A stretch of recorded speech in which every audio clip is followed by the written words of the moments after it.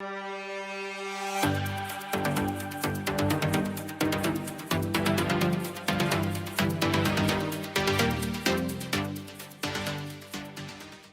galera, graças e paz, tudo bem com vocês? Bom dia, boa tarde, boa noite.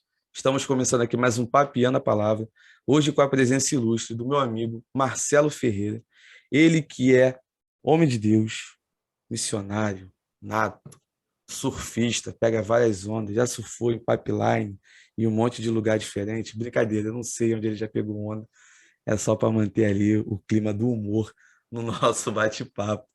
E eu tenho certeza que hoje o Papinha na Palavra vai falar poderosamente ao seu coração. Você que nos acompanha aqui pelo YouTube ou também pelas plataformas digitais, podcast, Google Podcast, Spotify e várias outras, que a Anchor distribui pela honra e glória do Senhor para esse mundão afora. Valeu, galera? E antes de passar a palavra para o meu amigo Marcelo, eu quero aqui hoje te falar para você que nos ajuda, né, os nossos patrocinadores. E esse vídeo é patrocinado pelo Papel na Palavra podcast. Nós mesmos estamos patrocinando com a sua ajuda.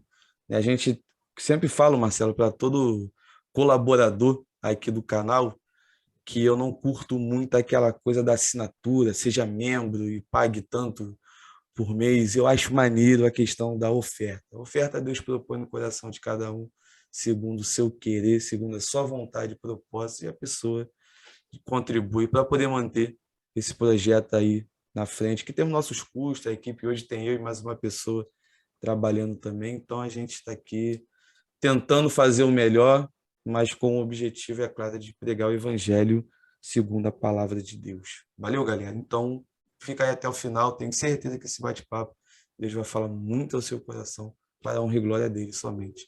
E tamo junto. Meu amigo Marcelo, por favor, se apresenta para a galera aí. Quem é o Marcelo Ferreira?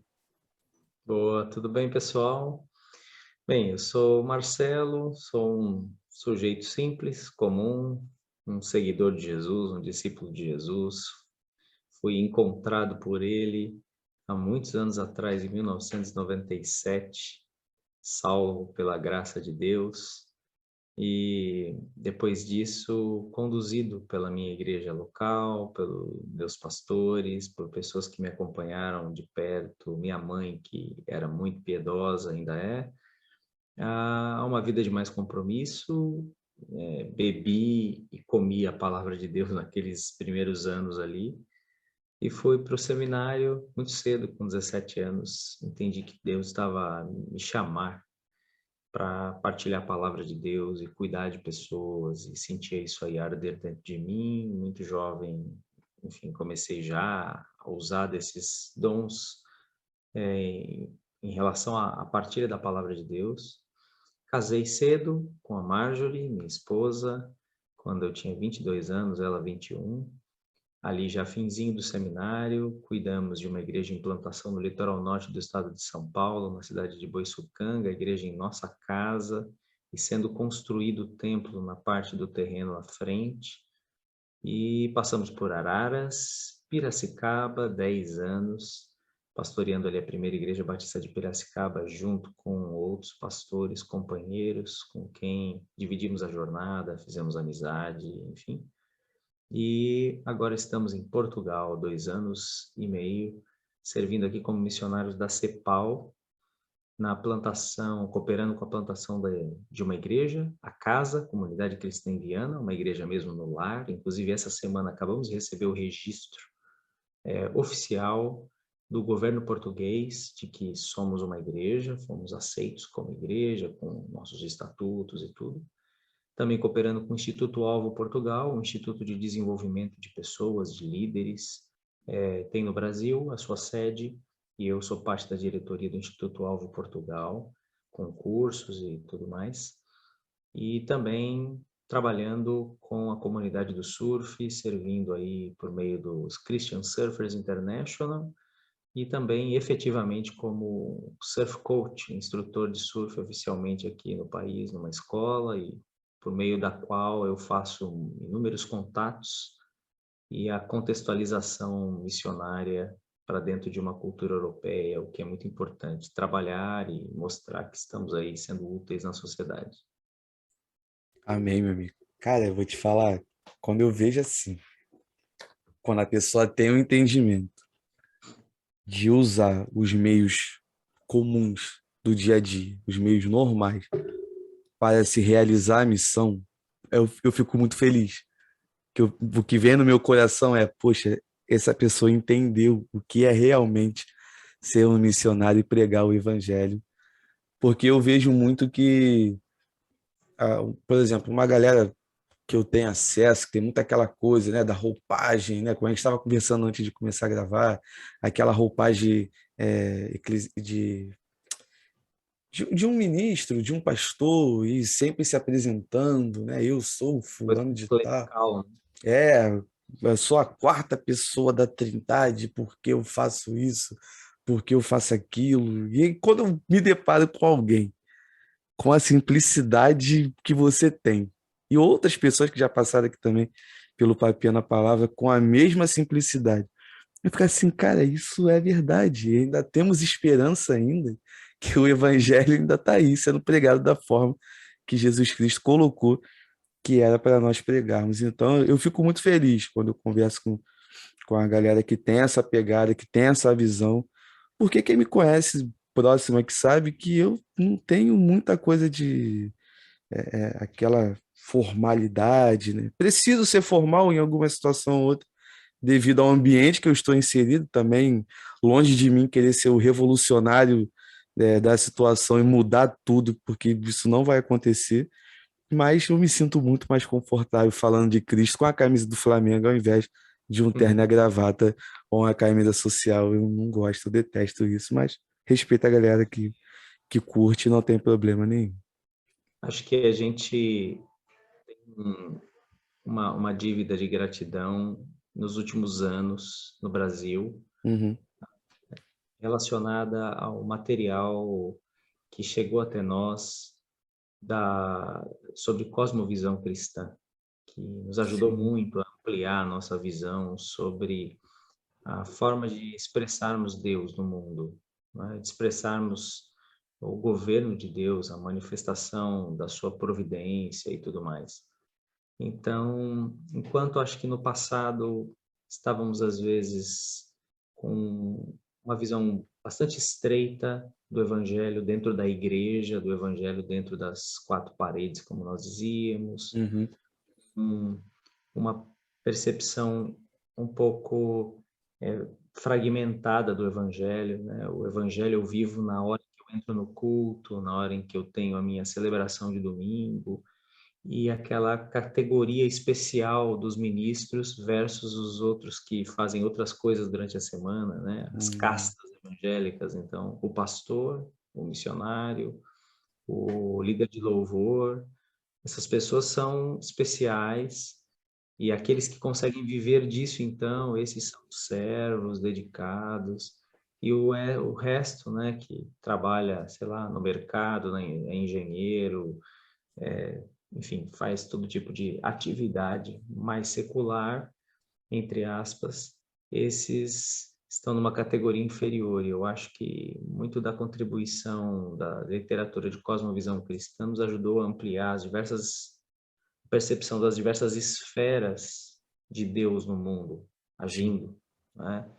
E todas essas esferas estão ombreadas, são iguais, né? Você tem a esfera teológica e eclesiástica, mas ela é ombreada por outras esferas, né? Na política, na ciência, na arte, na educação, e os servos de Deus estão espalhados pela sociedade, dando a sua contribuição, cada um na sua esfera, servindo com seus dons. Eu acho que isso gerou essa possibilidade e oportunidade de irmos ao mundo com os nossos talentos e dons sem culpa. sim, sim. Isso eu acho fantástico, porque, por exemplo, eu mesmo eu gosto de falar com uma galera que hoje está começando aí a vida, né, o adolescente, o jovem ali na cada 17, 19, 20 anos. E falando assim, me sinto velho já entregando a minha idade, parece que já tenho 50 anos já falando desse jeito. Mas de chegar e dar aquele incentivo de eu vejo algumas pessoas muito com aquela coisa de eu tenho que ser pastor.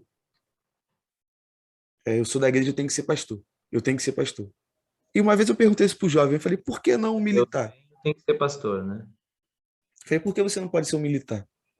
Não, porque hoje eu estou na igreja, eu tenho que ser pastor. Eu falei, não, você pode ser um militar para a honra e glória do Senhor. Você pode ser um advogado para a honra e glória do Senhor, um médico, um político também, por que não? Porque eu acho que se ausentar das esferas da sociedade não é a melhor opção. A gente vê um monte de coisa. Eu não sei como é que Portugal está vivendo o cenário atual em relação à política, mas eu acredito que você acompanha o cenário aqui no Brasil e é bem complicado, né? Um pouco desesperador pela ótica humana. Você olha para um lado não vê esperança, você olha para o outro vê menos ainda, e as pessoas estão naquela, não, porque a política é isso, porque o trabalho é isso. Não, eu vejo muito e concordo com a ideia de que esses livros sobre cosmovisão, né, que começaram a chegar aqui no cenário nacional, aqui no Brasil, abriram um pouco a mente das pessoas e também resgatar a ideia do que realmente é ser igreja. Porque pelo que eu vi lá nas redes sociais, e aqui eu vou abrir o meu coração, eu nem comentei isso antes para deixar aqui fora da gravação, eu fiquei apaixonado pelo local que você se reúne como igreja. É simples. Eu gosto disso. Eu gosto da coisa tranquila e simples, que a pessoa se sente em casa. O nome também. Pô, tô quase pedindo Sim. transferência para ir. Quem quiser olhar, tanto no Instagram, o site, né? acasa-viana.pt. Somos uma igreja que se reúne em casa e entendemos que esse era o caminho para nós aqui. Claro que isso não é um sonho que partiu do nosso coração. Nós nos juntamos a 2 missionários, um casal, uma família, tem 2 filhos também. Uma família missionária portuguesa que tem esse sonho, que tem esta visão, que recebeu de Deus esse chamado para fazer da casa deles um lugar de encontro, de reunião, de adoração ao nome de Jesus. Qual é a grande diferença? No Brasil poderíamos fazer isso também, como uma expressão, talvez, de uma estrutura de igreja em célula, de igrejas nos lares, enfim, existem inúmeros movimentos que já estão associando, né, a igreja em casas e tudo mais. No caso aqui, não tem a ver com essa raiz, né? Não está sendo puxada do igreja em células ou do Uhum. igreja em casa, igreja nos lares, mas é uma reflexão, né, muito específica para o contexto europeu, para o contexto português, para o norte de Portugal em específico. Nós estamos em Viana do Castelo, no último distrito ao norte de Portugal, como distrito costeiro, né? Então, fazemos fronteira com a Espanha, com a Galícia. Então, um lugar muito fechado, um lugar que predomina a Igreja Católica, Romana. Igreja é prédio, igreja é construção, né? Então, fazendo um contraste com essa realidade, o objetivo é esse, e não significa que nunca teremos um espaço público, que nunca iremos para um espaço público, mas entendemos que para agora, para esse momento, era importante considerar a igreja como uma comunidade simples de pessoas que se reúnem e adoram a Cristo e que não estão associadas a essa história milenar da Igreja Católica em Portugal, que tem coisas assim, como tudo na vida, né? Tem algumas coisas positivas no processo formativo deles e Uhum. tudo, né? A forma como formam discípulos, agora, claro, muito errados na teologia e muitas coisas ruins que também aconteceram, o que faz com que a grande parte da nova geração, e quando eu digo nova geração, eu estou a falar aí da turma até 49 anos, não é tão nova geração assim, que se desligaram da Igreja Católica por verem seus erros, seus abusos, seus problemas, que são diversos. Agora acabou de sair uma notícia na semana passada de que só na França, nos últimos 70 anos, ficou comprovado mais de 200 mil casos de pedofilia nos últimos 70 anos na Igreja Católica Romana Francesa. Você imagina como é que o jovem, ou na verdade essa geração que veio da Revolução de 74, quando o país se abriu, saiu da ditadura, essa geração, ela vinha numa ditadura católica, né? Ditadura portuguesa até 1974 era católica. O Salazar, que era o presidente por muito tempo, ele tinha um mote, um lema que dizia, né, se és português, és católico. Então, quando o povo luta pela liberdade política, de opinião, de consciência, ou seja, o país se abre um pouquinho mais, né, para que as pessoas tenham direito a voto, a pensar e avancem em algumas questões até mesmo legais, jurídicas e tudo, é quando os evangélicos chegam com mais força, muito embora o registro dos evangélicos está bem antes, mas realmente as igrejas evangélicas vão chegar depois de 74, né, com mais força. As pessoas daquela geração são as primeiras pessoas que vão terminar a universidade, e essas pessoas são contra o sistema anterior, que era ditatorial e católico. Uhum. Então, você tem essa geração até seus 50 anos que se desligou da Igreja Católica. Então, essa referência da igreja com o prédio é uma coisa bastante pesada, não é, para eles. E, portanto, e por outro lado, a igreja com brasileiros, com pastores brasileiros, está relacionada à IURD. Então, o Tá. brasileiro que é pastor, o brasileiro que é líder cristão, que é líder religioso, é associado facilmente com a Igreja Universal do Reino de Deus. Entendi. Portanto, é muito complexo, né? Quando se fala protestante, dá neles uma dor de barriga, porque isso soa esquisito. Protestante soa mal. Evangélico é um pouco diferente, mas também soa mal, porque aí soa como iurde. Você Entendi. dizer que você é pastor, a pessoa está super simpática falando com você. Quando você diz que você é pastor, o semblante cai na hora. Ou então ela imagina que você cuida de ovelhas mesmo, cuida de ovelhas no campo, como aconteceu comigo. Então, dentro dessa relação é que nós resolvemos trabalhar quase como um lar onde a Bíblia é estudada em estudo indutivo. Entendi. Somos pessoas normais. Eu preciso ser uma pessoa inserida na sociedade vianense e fazer alguma coisa. Então, eu nem me apresento como pastor, não que isso seja escondido, Uhum. mas não é a primeira apresentação, certo? E nós vamos a uma casa em que nós estudamos a Bíblia e adoramos a Jesus. Um grupo de pessoas que abre o texto e faz perguntas para o texto, as clássicas 5 perguntas da observação, não é? Quem, quando, como, onde, por quê.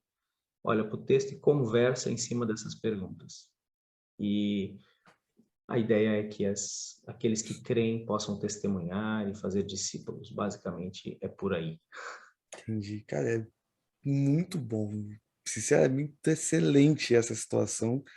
E se fosse aqui no estado do Rio de Janeiro, mais precisamente no município de Nilópolis, vocês seriam conhecidos como desigrejados.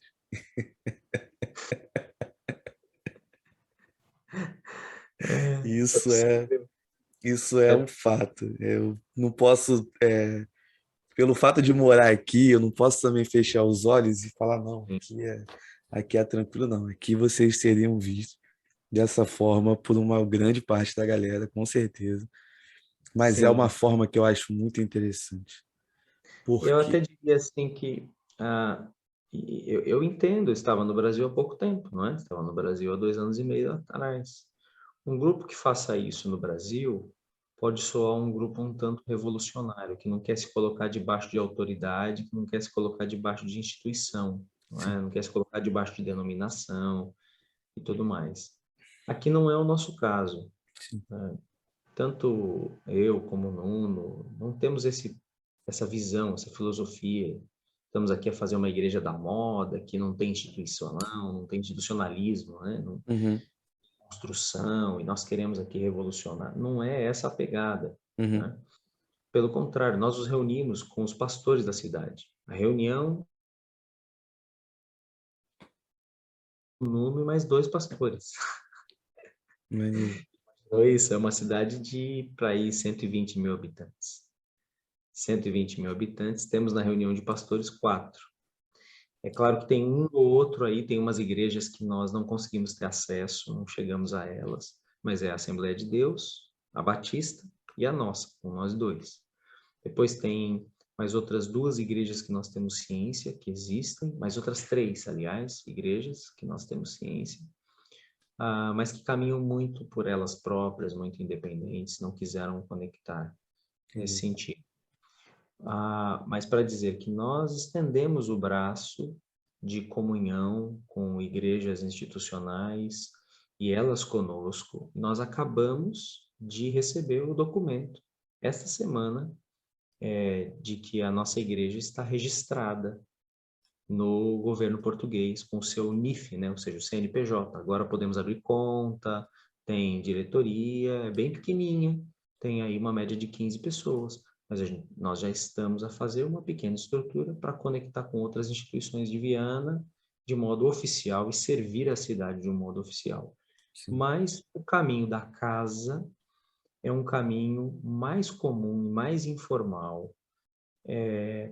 Eu acho que para a realidade portuguesa do Norte, para o português que tem um pé atrás com o cristianismo, que deixou o catolicismo, mas ainda vive da tradição, e quando ele vê um cheiro de evangélico, isso lhe causa náuseas.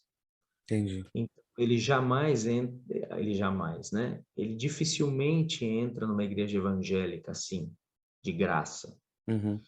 Tanto o caminho da amizade, ao invés de ser uma pesca de rede, é pesca de vara, a linha, um peixe por vez. Ali na Então, base do anzol, né?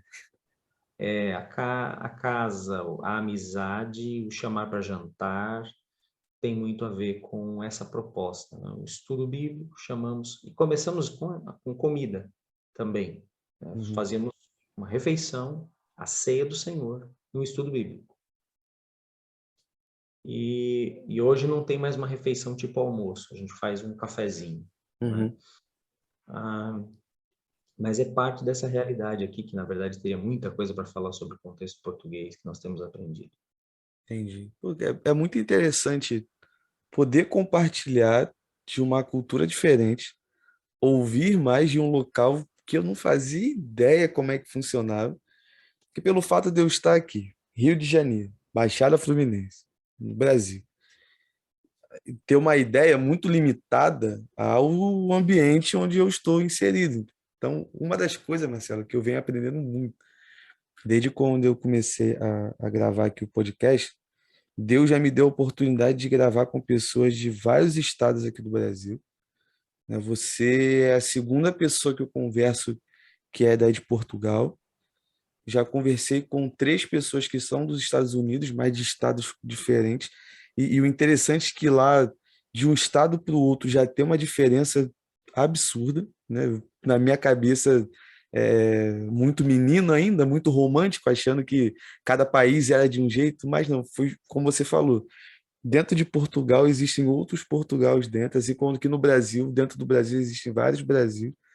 Então é muito bom ouvir de uma cultura diferente, de uma pegada diferente da cultura daqui do Brasil, mas aprender muita coisa. Porque eu vejo que aqui a gente, com o passar do tempo, perdeu muito isso. A questão da comunhão. Parece que o evangélico, não digo todos, mas uma parte, trata o ir para a igreja como um clube ou como se estivesse indo trabalhar. Cheguei ali no domingo, pum, bati meu cartão, pô, valeu Marcelo, boa noite, a paz e pronto. E nunca mais falo contigo, só no domingo que vem. E quando vê ali dentro daquela estrutura do culto, quem é pastor senta lá na frente, quem não é fica fora dali do altar, e o ministério de louvor em destaque, e parece que um não se comunica com o outro direito. Então, para mim, é uma situação que me incomoda muito, porque eu sempre tenho a ideia de que essa distância que nós culturalmente temos aqui no Brasil não é isso que está escrito na palavra, não é esse o andamento da igreja segundo as escrituras. É claro, hoje que situação de pandemia, tem distanciamento social, né? Aí eu acho muito engraçado. As pessoas usam isso como uma desculpa hoje, né? Não, estava na pandemia, mas antes da pandemia estava a mesma coisa. Não é a pandemia que veio para trazer essa separação, ela só veio mostrar algo que já estava na nossa prática, a gente não conseguia entender porque fazia ali no automático. Sim. É o que eu percebo que é um caminho inevitável, né? É a igreja ter estruturas, ela vai ter estruturas. O Gene Getz diz no livro dele, Antigaço, né? Igreja, Forma e Essência, mas que é um marco eclesiológico, esse livro na minha vida e na vida de muita gente. Ele vai dizer que onde existem pessoas e funções, haverá organização, né? Você tem pessoas, você tem funções. Por que você tem funções? Porque você tem dons, né? Pessoas mais dons, funções dadas por Deus e pelo Espírito Santo, haverá de ter uma organização, uma institucionalização Uhum. mínima, né? Então isso acontece, isso faz parte. Então, É um caminho que só temos que ter consciência dele e vivermos na busca sempre de que a essência do evangelho e a essência da igreja pulsem e sejam mais fortes do que a máquina, né? uhum, Isso é muito importante. Nós, como temos poucas pessoas e basicamente somos um ponto de pregação no Brasil, que seria no Brasil uma célula, uhum. né? Que seria É. um ponto de pregação. Mas é uma igreja. A minha esposa, a Marjorie, temos 3 filhas, uma é bebezinha. Minha esposa dá aula para as crianças e tem um ministério muito efetivo, na minha visão, na minha opinião, porque ela está há 2 anos, dos 2 anos e meio que estamos aqui, 2 anos fazendo a exposição de toda a Bíblia em histórias principais das Escrituras, caminhando com a história da redenção. Agora passou pela morte e ressurreição de Jesus no último domingo, mas vem desde Gênesis, Uhum. trabalhando com crianças e algumas delas já fizeram uma oração de entrega da vida a Jesus. Pô, maneiro. Nós que estamos com os adultos, estamos ali no mesmo tempo expondo o texto expositivamente, numa perspectiva de estudo indutivo, com abertura para perguntas, para comentários e tudo, Uhum. mas não temos às vezes essa resposta imediata das pessoas, porque há muita coisa envolvida na cultura portuguesa que está mesclada com o cristianismo, né? Então, a política, o Estado português, misturado com o catolicismo romano de 1000 anos, né? Não chega a ser 1000 anos como país, Uhum. né? Mas a Igreja Católica está aqui há muito tempo, nessa região, nesse território, antes de ser oficialmente Portugal, com o Afonso Henriques e tudo, né? Que venceu a batalha lá e, enfim, se tornou o primeiro rei de Portugal. Essa força do catolicismo com uma salvação processual, né? Ou seja, a justificação é processual por meio dos sacramentos, a necessidade de estar na missa ao domingo, está tudo ali impregnado. Então a gente vai ali expondo o texto bíblico, expomos Romanos para explicar que a justificação não é processual, é um ato jurídico, né, forense de Deus. Ele Uhum. bate o martelo e nos diz que nós somos justos. O que a gente percebeu? Que isso não entra na cabeça das pessoas direito. Elas não conseguem entender, porque está na cultura o mérito. Isso é colocado desde cedo. As crianças recebem mérito acadêmico desde muito cedo. A minha filha chegou aqui no 2º ano, no 4º ano fecha-se o primeiro ciclo. Ela acabou de fechar e entrar no 5º ano aqui. E ela teve uma cerimônia de mérito acadêmico, uma alegria, claro, uma bênção, né? Uma grande vitória, isso tem uma alta história aí de ela chegar aqui no meio, pegar o bonde andando e terminar com mérito acadêmico. Mas o que você vê? Somente são chamadas para essas cerimônias cerca de 4, 5 crianças por turma com mérito acadêmico. E isso acontece depois no fim do ciclo do sexto ano, quinto para o sexto ou sétimo, depois mais um ciclo no nono, depois mais no 12º. Caramba. Eles vão acumulando méritos, méritos. Então, a cabeça do português, da sociedade portuguesa é: eu fiz por merecer, eu Sim, mereci, eu mereci. Depois ele vai para a igreja e eu fui batizado, eu fiz a primeira comunhão, eu fiz a crisma, eu fiz isso, eu fiz aquilo, eu tomo a Eucaristia todo domingo. A cabeça é a cabeça do processo, da conquista do mérito. Eu sou alguém, eu tenho que trabalhar, o gajo tem que trabalhar, não é? Tem que ser, é assim, não há volta a dar. Então, é uma cabeça muito lógica, muito para frente, muito meritória, por isso a dificuldade deles perdoarem pessoas, quando alguém pisa no calo deles. Culturalmente, o português não tem uma facilidade de perdoar quem erra, certo? Então, o processo de merecimento. sim. Tudo isso está muito amalgamado dentro dele. E aí o desafio do Evangelho da Graça, como foi com Lutero, estamos na Semana da Reforma, Exatamente. o Evangelho da Graça, quebrar essa consciência e fazer com que eles percebam que são pecadores, que precisam da cruz, que precisam da graça, que são mendigos miseráveis, né? Chegar a essa consciência é uma tarefa que só o Espírito Santo Verdade. para iluminar. Por isso é muito lento, é muita amizade. Além de tudo, toda a questão de como foram as vitórias portuguesas na era dos descobrimentos estão associadas a guerras em nome de Deus. E as novas gerações não engolem isso. Aquilo que é a glória portuguesa, que é o tempo do descobrimento, com Camões, com Pedro Álvares Cabral, Diogo Cão e os Magalhães, e aquela turma toda foi para a Índia, foi para Japão e China e tudo quanto é lugar e mais América. Eles iam junto com missionários, e eles queriam colonizar, explorar e evangelizar. Mandavam um monte de frade, padre e tudo mais junto. Verdade. Era uma ordenação católica. Hoje a nova geração fala o quê?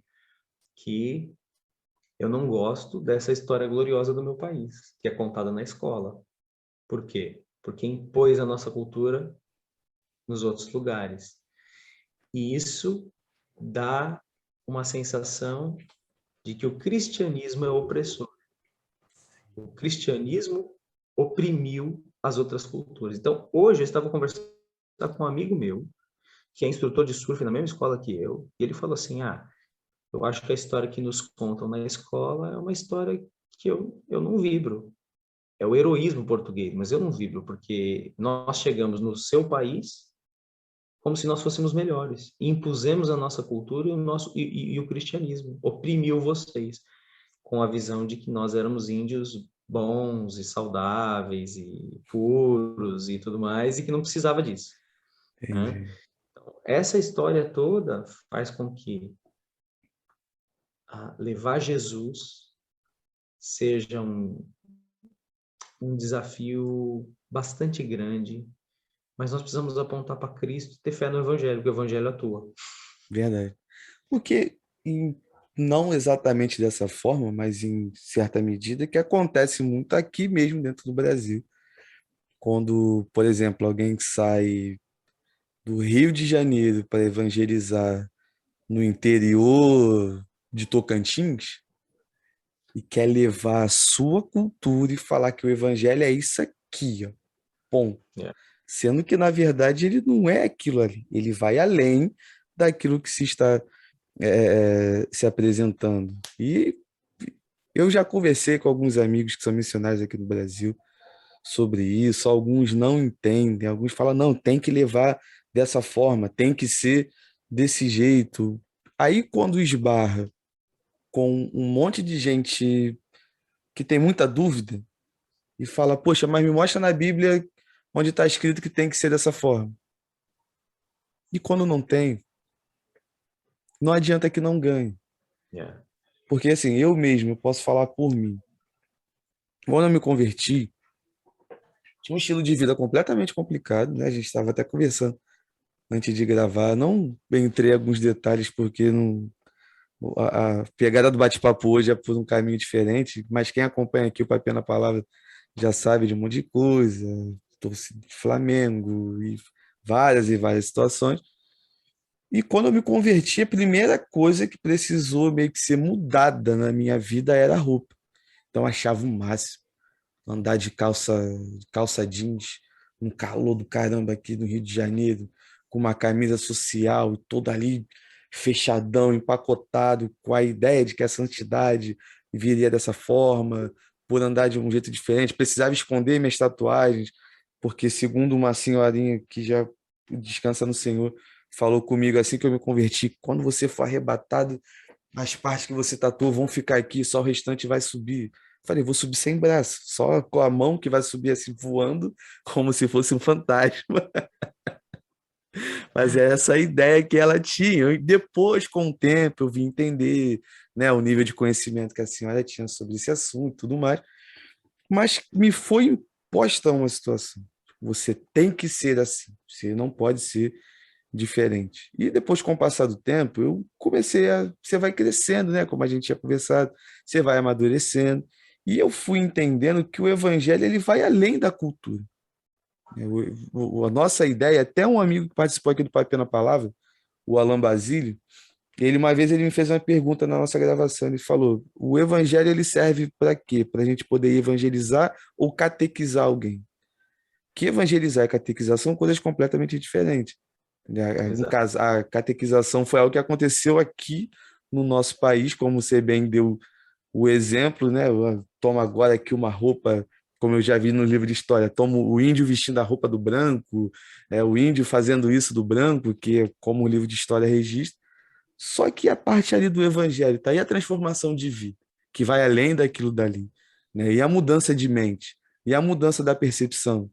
Então, quando eu vejo esse trabalho, daquela coisa ali que eu confesso que a gente aqui não tem muita paciência com isso, né? Aqui no Brasil, que eu posso falar do ambiente onde eu estou, a sua grande maioria tem um pensamento muito imediatista. Você fala de Jesus para o cara agora e quer que no domingo que vem já esteja se batizando, levantando a mão, glória a Deus, aleluia.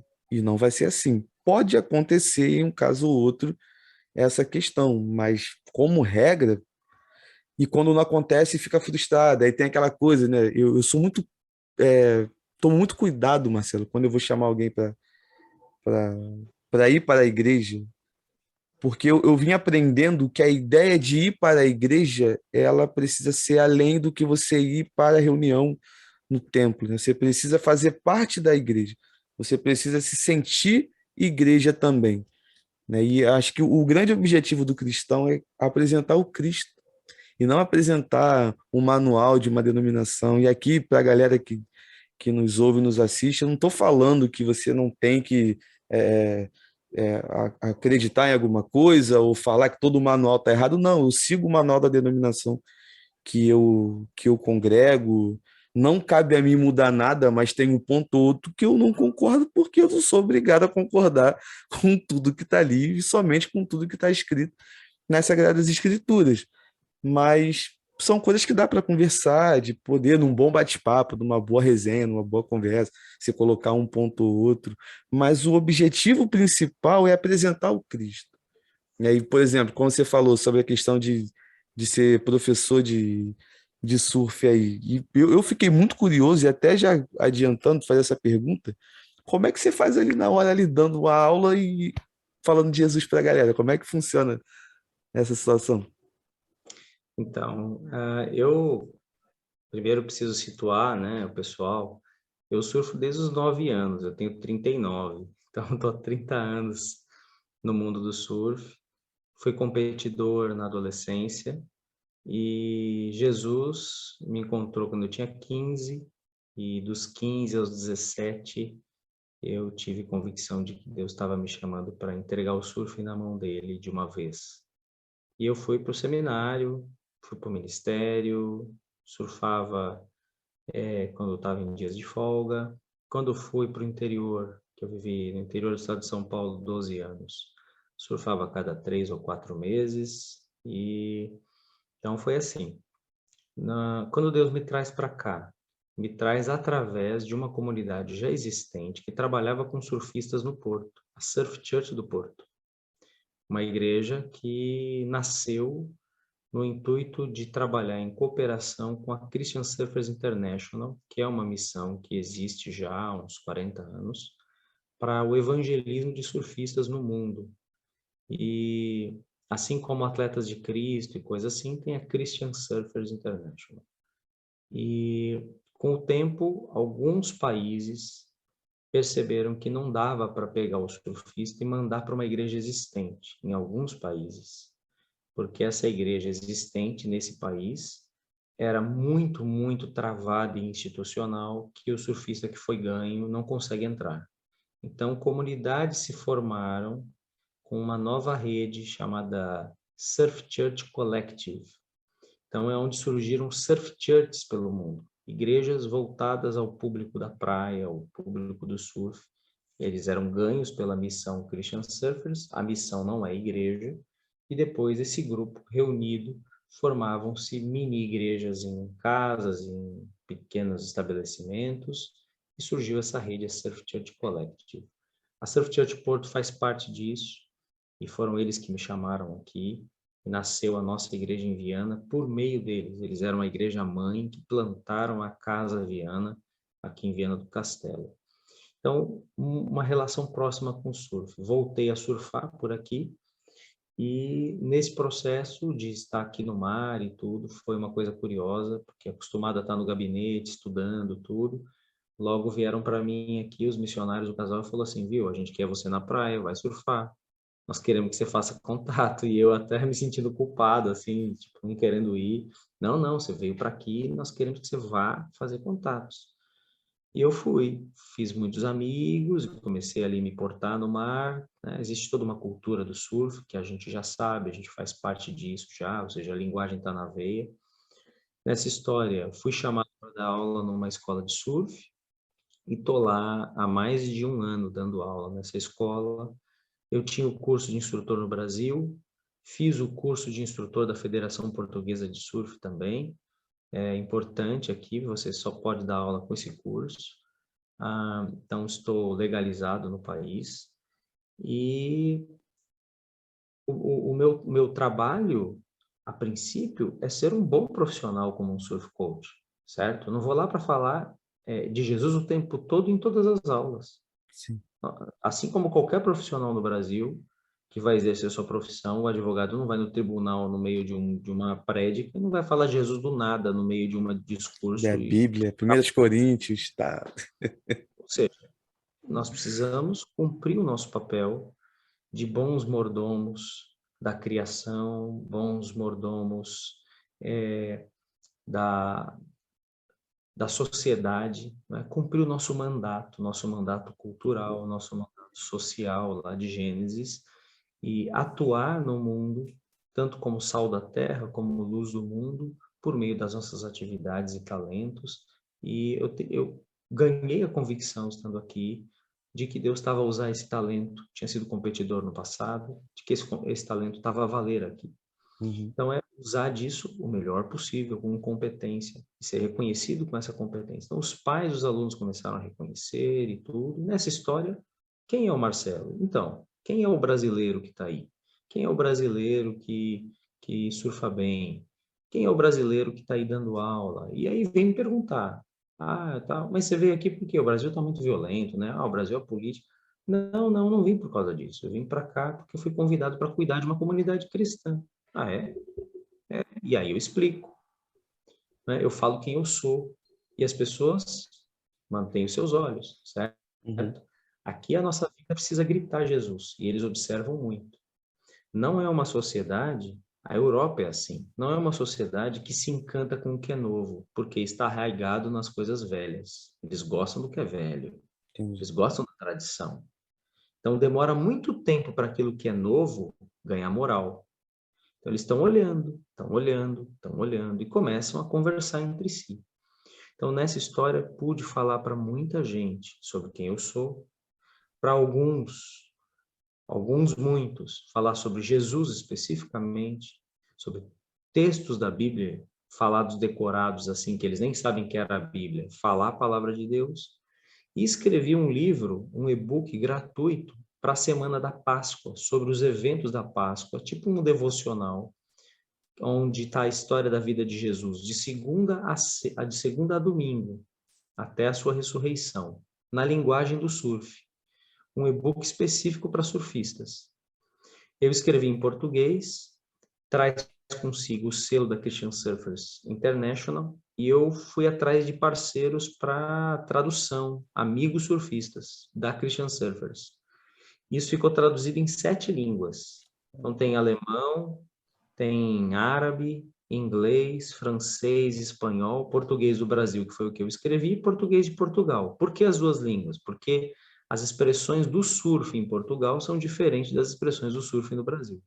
Entendi. Então, é uma história metafórica, digamos assim, sobre Jesus como esse grande surfista que foi na semana mais pesada de todos os tempos e apanhou a maior massa de todas, do topo do céu e desceu até o mais profundo da terra e deixou-se espetar nos corais, foi cravado nas mãos os corais, no fundo do mar, e morreu e ressuscitou. Eu conto essa história desse jeito, um livro de reflexão simples. E o que acontece?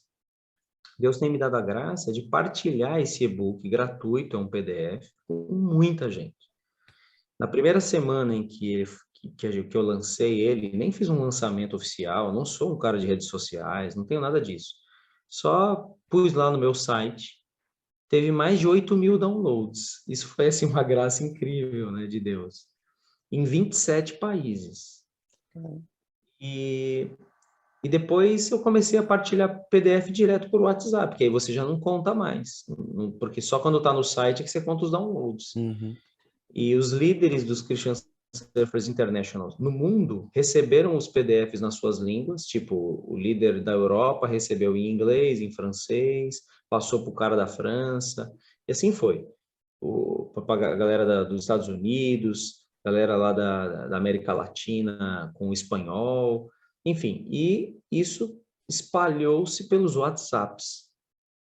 E eu sei que até profissionais receberam isso, né? Postaram que estavam lendo e tal, isso na época da Páscoa desse ano. E durante o verão aqui, o verão português, no inverno do Brasil, junho, julho, agosto, setembro, esses 4 mesinhos, 3 meses e meio. A nossa escola é muito comum, por causa da pandemia, né? Já ainda foi ainda mais. Nós recebemos muitos estrangeiros aqui em Viana para fazer aulas de surf. E então demos aulas para muitos franceses, belgas, alemães, suíços, enfim. E eu tive o privilégio de, enquanto dou aula e tudo, e o pessoal descobre, você é do Brasil, sou do Brasil, e não sou português, e blá, blá, blá, aulas em inglês. Não sou lá um fluente em inglês, mas dá para ir bem e tudo. E nessa história, às vezes uma semana dando aula, eu falo quem eu sou, falo o que eu vim fazer. E ao final, posso mandar um livro que eu escrevi sobre a Páscoa para surfistas? Claro, claro, pode mandar. Pum, vai no WhatsApp. Então, deu para partilhar muito. E é um livro que tem, inclusive, uma chamada, um apelo à pessoa a confessar Jesus no final. Então, muito legal, né? A forma como Deus tem usado essas coisas. Então, por meio a sua pergunta, como é que você está dando aula e está falando de Jesus? Não, não é bem assim. É um processo, é amizade. E em cursos portugueses aqui, que eu sei que são permanentes, eu vou mostrando o trabalho com a turma que eu treino mesmo, né? Tá ali, todo dia, mostrando com a vida. E a gente tem um material para entregar, às vezes, e fala de Jesus, é isso. Cara, assim, achei incrível demais, tá? Isso que você acabou de falar, né? Para mim é a graça aqui do podcast de não saber exatamente de tudo que já aconteceu na vida da pessoa para ter essa coisa da surpresa. Com a sua resposta, eu só pude confirmar algo em mim que faz parte da cultura que eu estou inserido, É que a gente aqui no Brasil, a gente tem muito aquela coisa de, olha, toda vez que você tiver a oportunidade de encontrar com alguém, você fala de Jesus para ela e pronto, faz o apelo. Se ela não se converter, depois você vai falar de novo e fica aquele encontro chato, tipo, churrasco entre amigos e tal. Tá todo mundo falando, Campeonato Brasileiro, você não, olha só, Jesus Cristo, isso, sem esperar uma abertura, sem esperar ali um momento certo para poder entrar. Quando alguém perguntar alguma coisa, e quando a pessoa é assim, muita gente já critica e fala: você está querendo ser um cristão 007, que ninguém sabe que você é cristão e tudo mais. E isso só me puxa um alerta, claro, cultura diferente, realidade diferente e tudo mais. Só que eu acho que a gente aqui poderia parar e rever algumas coisas. Depois desse nosso bate-papo aqui, né, nessa conversa contigo, eu começo a refletir sobre como eu estou fazendo o meu evangelismo, como eu estou sendo um missionário na cultura onde eu estou inserido. Eu sou aquele cara que quer impor que você tem que ser cristão agora, senão você vai morrer e vai para o inferno. E pronto, através da convivência, através do bate-papo, através da amizade, eu vou apresentando Cristo para as pessoas, e as pessoas vão, calma aí, o que, que tem de diferente nessa situação aí? Eu preciso conhecer, despertou a curiosidade, que eu acredito que nisso é a ação também do Espírito Santo, porque ninguém vai ficar nessa curiosidade de querer conhecer quem é esse Jesus, simplesmente por conhecer. Por exemplo, eu aqui, quando eu recebi a notícia na minha adolescência, ali já entrou na adolescência mais ou menos, que o Rodolfo Abrantes tinha se convertido, eu parei, porque eu fui uma criança que era apaixonada por Planet Hemp, Bob Marley e Raimundos, né? Onde é que estava a mãe dessa criança aí de 6 a 11 anos, mais ou menos. Então, quando chega um momento, a notícia, Rodolfo se converteu, não lembro exatamente agora quantos anos ele tinha na época. A pergunta que eu me fiz foi: calma aí, quem é esse Jesus aí que mudou a vida do cara, que fazia um monte de coisa, que cantava um monte de coisa que é completamente imoral, as letras da música dos Raimundos, não tem como falar que era uma música educativa, isso fora de cogitação. E eu falei, pô, mas calma aí, quem é que Jesus é esse aí? Que eu já ouvi falar várias e várias vezes, pela minha avó e pelo meu avô, que são cristãos desde quando me conheço por gente, que foram que me criaram.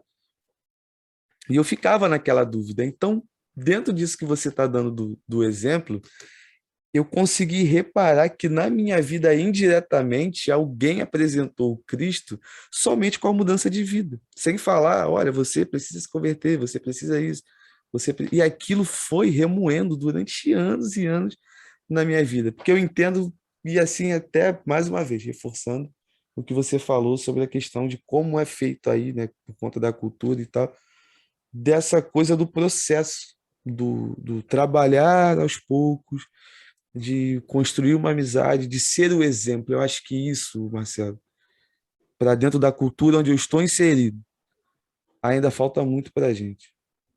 A gente apresentar o Cristo pelo exemplo.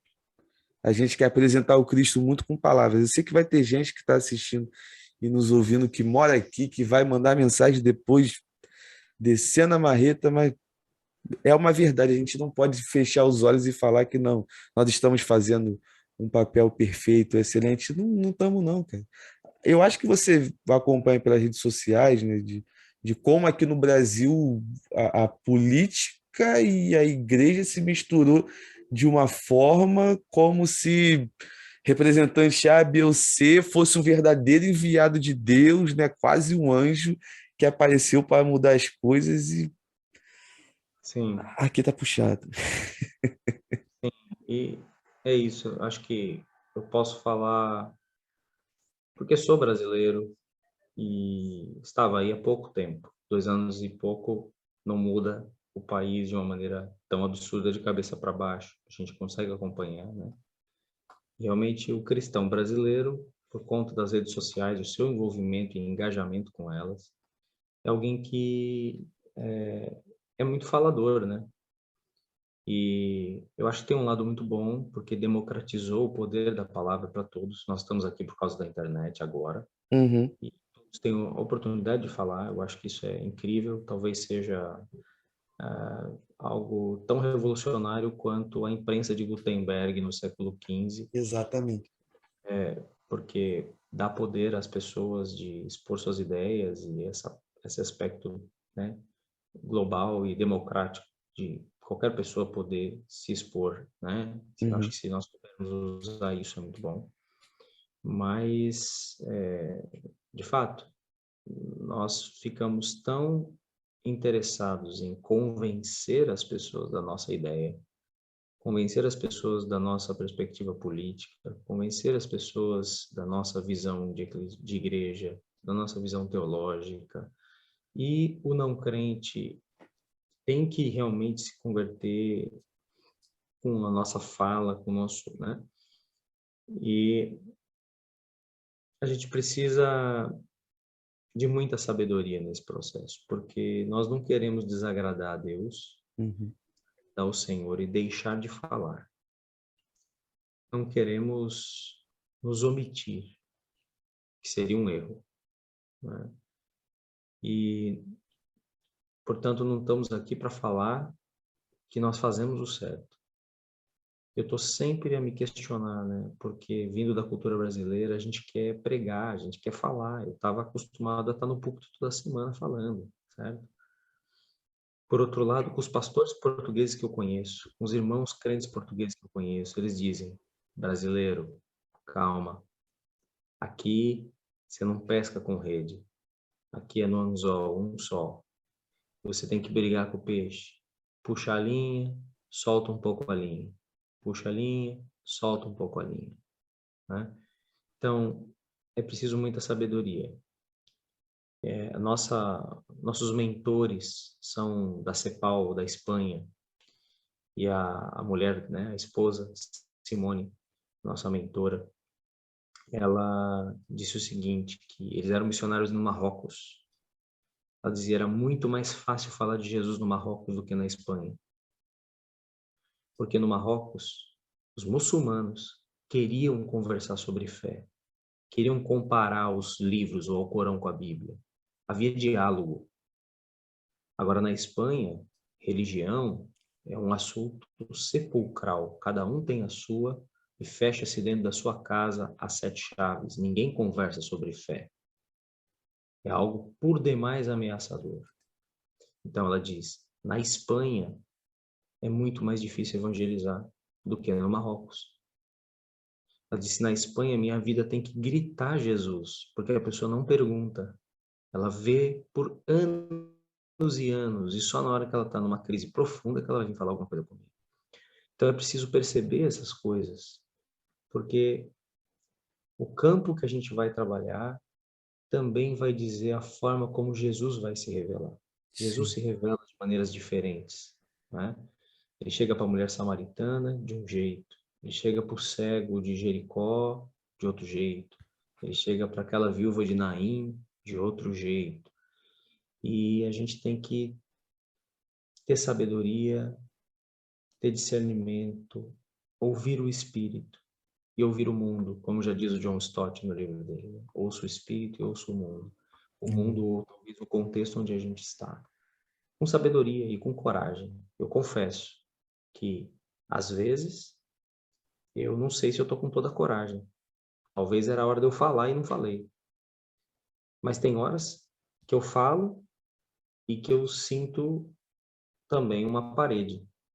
Então, né, muito estar diante de Deus, procurando trabalhar essa terra, uma terra queimada. Jogar essa semente numa terra queimada não é fácil, Hum. né? Mas é depender de Jesus, depender de Deus, permanecer nele, só assim a gente dá fruto.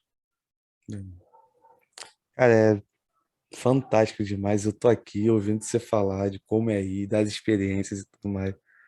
E eu tô aqui a cabeça, várias ideias, várias coisas bem, bem diferentes, bem loucas.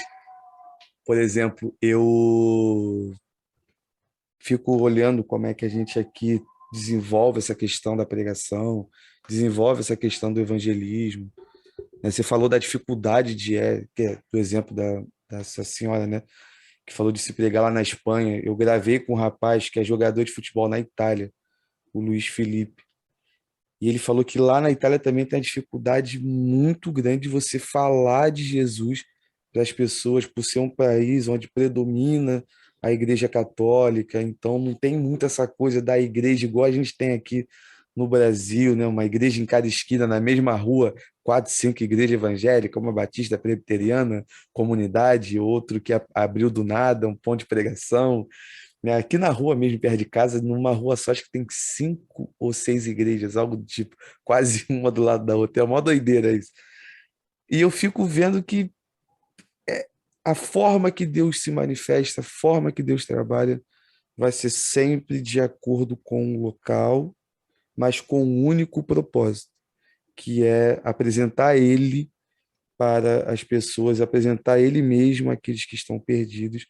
E eu gosto muito de ouvir essas experiências de cultura diferente, porque eu acho que ouvindo essas coisas eu consigo parar, refletir como a gente está trabalhando aqui e melhorar a nossa forma de falar com as pessoas, a nossa forma de melhorar, de apresentar o evangelho, porque como brasileiro, né, que sabe bem disso, a gente tem essa coisa muito que você deu exemplo de falar demais, de querer apresentar o evangelho aquela coisa, pá, e usa o exemplo de Billy Graham nas cruzadas, então a gente precisa fazer uma grande cruzada para poder chamar mais de 20 mil pessoas e 10 mil pessoas se converter, quando que às vezes a gente tem a oportunidade de jogar o anzol para uma pessoa só que está próximo da gente, mas a gente não quer fazer isso, né?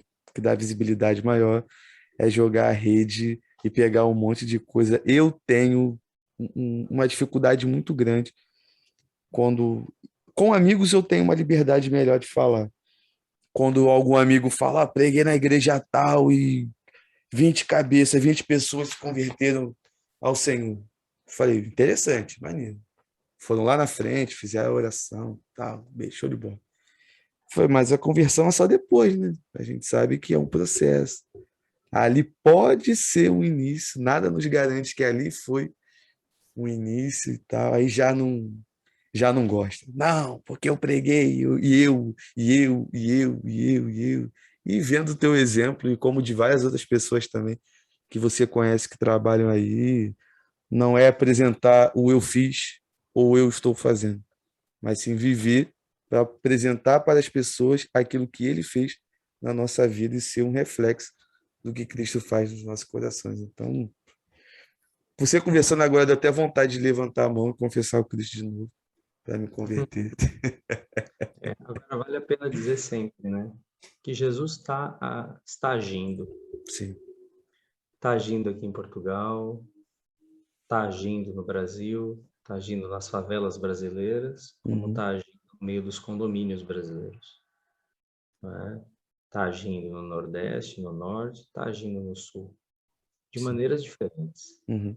Se revela de maneiras diferentes, como também na Europa e África, e mundo muçulmano, né? A janela 1040, antiga que nós dizíamos, né? Uhum. Oriente Médio. Então, ele está se revelando na África por meio de maneiras muito específicas lá, como no Oriente Médio. E o tipo de trabalho para a Europa é outro, é Sim. diferente, né? E eu diria, se alguém que vê esse podcast aqui tem um interesse, por exemplo, a primeira coisa que eu diria é, além de estudar bem, assim, apologética, acho que é importante, não é? Estudar esse tipo de coisa. E tem muita coisa boa do Tim Keller, tem muita coisa boa da linha do Labrie, do Guilherme de Carvalho, do Francis Schaeffer e de todo esse pessoal que trabalha com cosmovisão. Eu diria, tente vir e trabalhar também, nem que seja para um part-time, meio período, porque para a cultura europeia é importante o que você faz no mercado de trabalho. Ser alguém que vive da religião dentro da sua casa é uma coisa que não pega muito bem, Entendi. né? Parece que soa preguiçoso, porque a única religião oficial em países da Península Ibérica. Estou falando de Espanha, Portugal, Itália, França um pouco, tem lá muçulmanos também, né? Uhum. É a figura do padre, é a figura oficial, né? O que eu fiz? Eu fiz teologia, então você é padre, certo? Agora, evangélico, né? Entendi. Que o seu carro faz na porta da sua casa o tempo todo que não sai daí? Né? De onde vem seu dinheiro? Então, assim, abrir conexões por meio de serviço voluntário, um curso, uma cadeira na universidade, um trabalho part-time na Europa é importante. Entendi. E é bom que a gente aprende mais um pouco, né? Até para a galera que está nos ouvindo, nos assistindo, que tem esse projeto entende o chamado de Deus para poder fazer missões em algum país, que não seja ali na região da África, mas nos países da Europa. Eu gosto muito de falar para as pessoas que cada um foi chamado por uma situação específica dentro do propósito de Deus, né? Não tenho nada contra a galera que só fala de África, porque é um local Sim, que precisa, mas aqui no Brasil parece que virou algo para autopromoção, para alguma. Eu não vou dizer para muita gente, mas para alguns, porque eu já ouvi pessoas falando sobre isso. sim, Eu preciso ir para lá porque lá dá visibilidade maior, né? Vão me conhecer quando eu voltava a pregar no Brasil, então já acho que isso já perde completamente a noção do que é realmente ir para uma outra cultura e pregar o evangelho. eu diria assim, se você, se a pessoa, se alguém aqui quer viver na Europa, é um bom cristão, um cristão comprometido, e tem condições de vir e encontrar o seu lugar no mercado de trabalho, e ser um cristão comprometido com a igreja local e em ganhar o europeu, a Europa precisa disso. E o Brasil pode ser uma nação extremamente importante para ganhar pessoas, para servir a Europa e ganhar pessoas Hum, para Jesus. Um celeiro. É preciso entender a Europa, é preciso estudar a história um pouco, né? Eu estou lendo agora um livro sobre a história de Portugal e, ao mesmo tempo que tudo acontecia na Europa, na época da Reforma Protestante, o que estava acontecendo em Portugal? Como que a Reforma não chegou aqui? Né? Quer Uhum. dizer, a gente precisa tentar entender essas coisas. É, né? E está nas mãos de Deus, né? Está nas mãos de Deus, porque a obra é dele, a glória é dele. A gente tem que ter amor, tem que ter Uhum. amor, né? Não dá para fazer a obra sem amor É, né? às pessoas. E, e o Senhor, que é o dono da obra, é quem pode bater ali no coração, É, né? né? Não é por com, muito falar, né? com uma graça, né? Com uma graça, um chamado É, né? também para essas pessoas. Seja como for que você interprete, ou como quem nos assiste interprete, um chamado resistível ou irresistível, mas é Deus quem precisa bater na portinha lá. Verdade. Se não for ele, não adianta de nada. Dá ruim e pronto. É, E vida que segue. Meu amigo, cara, eu estou muito feliz pela nossa conversa. Já quero te fazer um convite, já deixar aqui para a gente ter um 2.0, porque, como eu te falei, tem um compromisso por agora, senão vou ficar de castigo depois. E aprendi demais, mais um papel na palavra que eu saio daqui revendo várias coisas, revendo várias atitudes, revendo vários conceitos e, sinceramente, mais leve de talvez entender como uma confirmação de Deus que isso aqui que eu comecei para fugir de um problema de depressão, que é o podcast, que eu não via como ministério porque não achava interessante, e várias pessoas falando para eu ver isso também como uma parte do ministério, de estar conversando com pessoas, de estar sem dúvida. evangelizando outras pessoas e tal.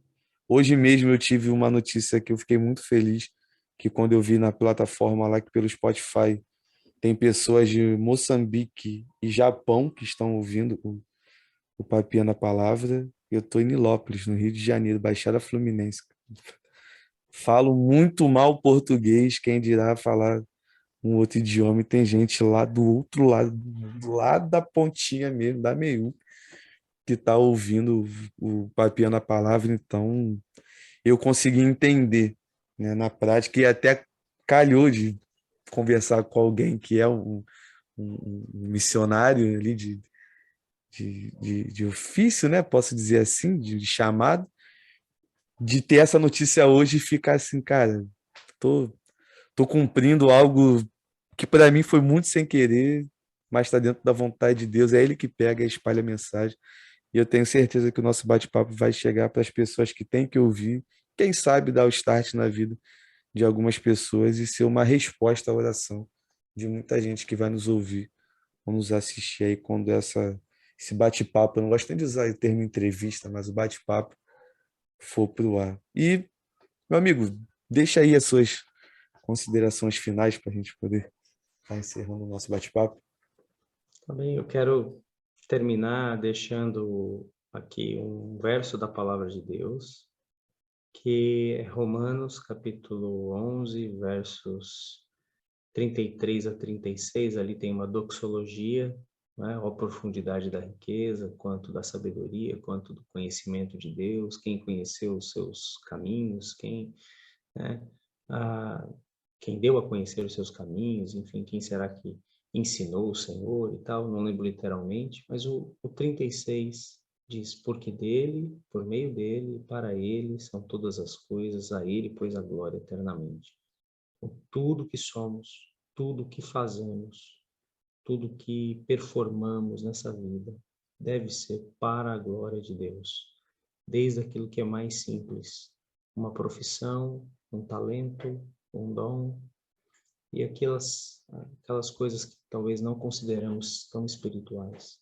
É para Deus, é para a glória de Deus. E indico então uma música que eu fiz. Eu não sou nenhum profissional em nada, mas está lá no meu canal do YouTube, uma música chamada Todas as Áreas da Vida, baseada no escrito do Abraham Kuyper, aquela frase famosa em que ele diz que não existe nenhum domínio, nenhum espaço, nenhum centímetro quadrado no universo ao qual Cristo não reclame e diga, é meu. Não é nada que Cristo não seja Senhor e soberano, e, portanto, tudo deve ser para Ele. Então, é uma música que eu fiz baseada nisso, chama-se Todas as Áreas da Vida, está no YouTube, um canal que, né, é simplesinho lá, eu só meto umas coisinhas, não tem nem 100 inscritos, mas vale a reflexão, para que a nossa vida seja integralmente para a glória de Deus, mesmo nas pequenas coisas. Amém.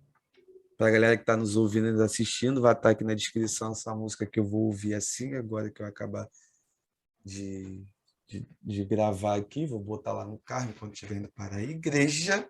Com certeza eu vou chorar, porque eu sou muito chorão, mas o Senhor está no controle de todas as coisas, falando conosco a cada dia. E Marcelo, cara, muito obrigado de coração mesmo por essa oportunidade.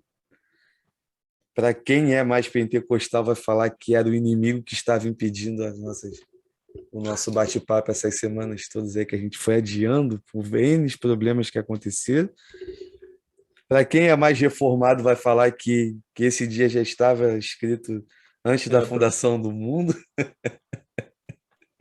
Para quem não é nada, vai simplesmente ouvir, assistir e vir a série. Exato. Mas eu agradeço muito ao Sim, ao seu convite. Já deixo aqui o convite já para um 2.0. Acredito que tem muito mais coisa para a gente ainda trocar uma ideia. E fica aqui o meu sincero muito obrigado, primeiramente a Deus, e depois a você, que se teve a sua disposição de tempo para a gente poder estar trocando essa ideia, que ainda que tenha uma visualização só, mas que essa pessoa seja alcançada por Cristo e dali dê um start para algum projeto que talvez a gente nem fique sabendo, mas o Senhor sabe e isso é o mais importante. E para você também que for conosco aqui até o final, muito obrigado, você, o público fiel, que está sempre acompanhando a gente. Eu espero que Deus tenha falado muito ao seu coração. E antes da gente encerrar, aqueles recados básicos que eu sempre gosto de deixar, você é livre para falar e discordar de tudo aquilo que a gente falou. Você pode colocar nos comentários, ó, vocês viajaram, vocês falaram um monte de coisa, não é assim que funciona, não tem problema nenhum. Está aqui para ouvir, ler todo o comentário e entender o seu ponto de vista. Porém, só te peço que você respeite, porque essa é a nossa cosmovisão, é a forma que nós vemos o mundo através da palavra de Deus e que ele venha falar poderosamente ao seu coração. E hoje eu vou terminar de uma forma diferente, porque eu não sei. Mas para você que está ouvindo a gente aí, que entendeu o que é missão, né, como um bom carioca, bota a cara e vai fazer o que você tem que fazer. Não deixa para depois. Você já sabe o que tem que fazer. E agora vai. Porque nós temos certeza que Deus vai suprir todas as necessidades da sua vida. Porque é Ele que está no controle da sua vida e você está nas mãos dele a todo segundo. Valeu? Fica na paz. Tamo junto. E vamos com tudo.